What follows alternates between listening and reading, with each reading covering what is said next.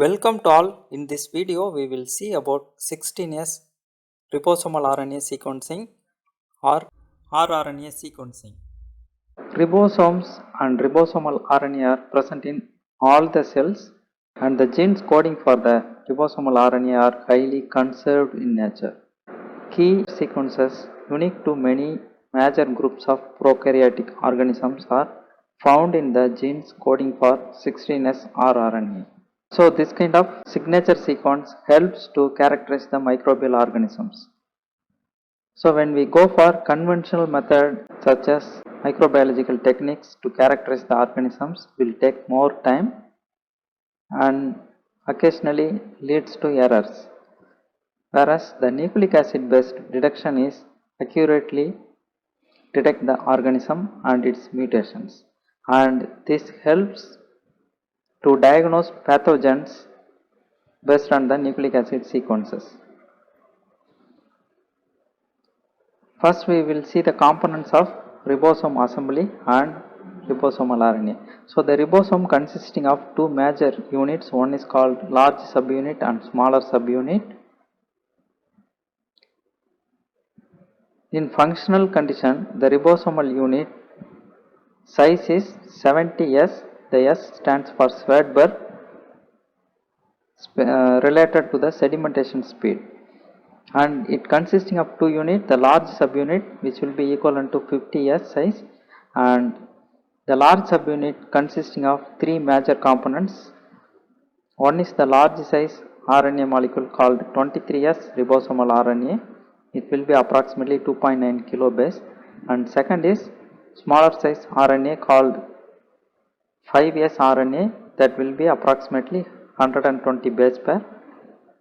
Another component is group of proteins function along with the RNA molecules for ribosomal function, and the smaller subunit consisting of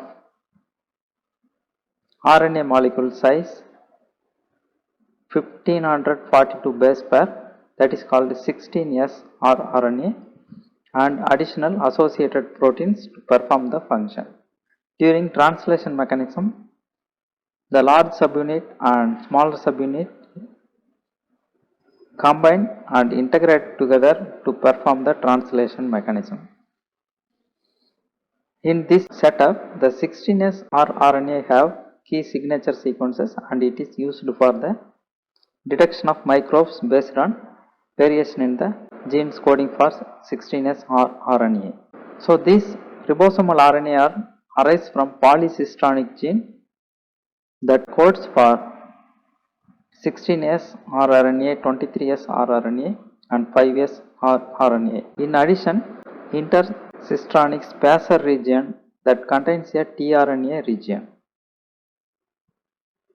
The 16S rRNA sequencing is a standard method for bacterial taxonomy classification, and it is easy method to detect since it is only 1542 base pair. Sequencing will be easier, and it contains enough phylogenetic information for bacterial classification, and other than 16S gene, no other gene is well characterized similar to 16S.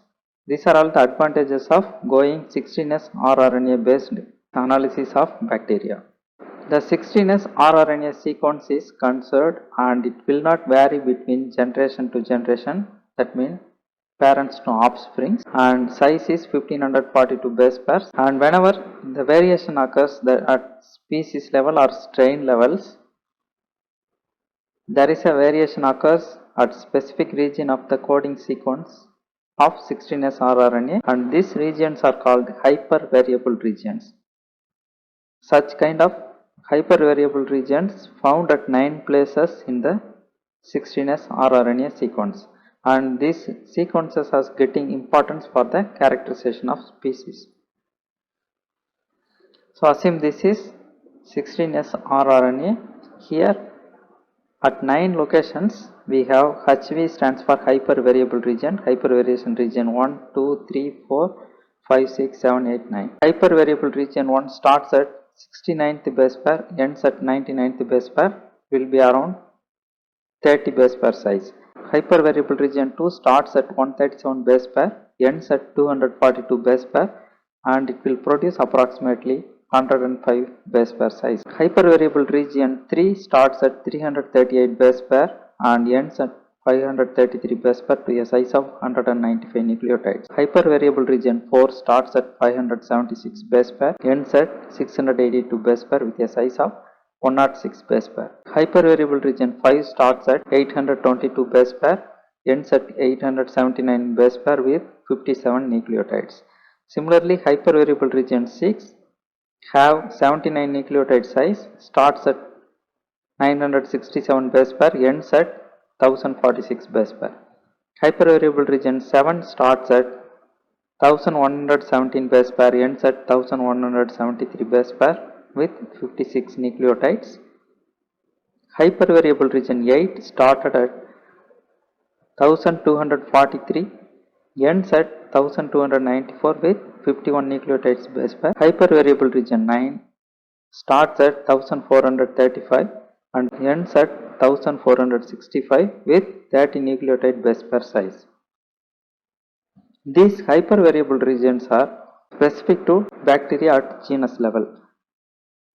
For example, if we take one organism such as E. coli means it frequently mutated at either it may be hypervariable region 2 or 3 places. Similarly, different kinds of organisms have specific mutation rate. So, whenever we go for characterization, we have to focus on that specific hypervariable region for the organism. Now we will see the steps involved in the ribosomal RNA sequencing. So first we have to culture the strain of interest, and if we have wild type, that also we have to culture simultaneously. Then we have to perform sequencing by picking up the colony, and similar to colony PCR we have to send it with universal 16S or RNA specific primer, and we will obtain the sequence. Once we obtain the sequence, we have to compare the sequence with phylogenetic analysis tools.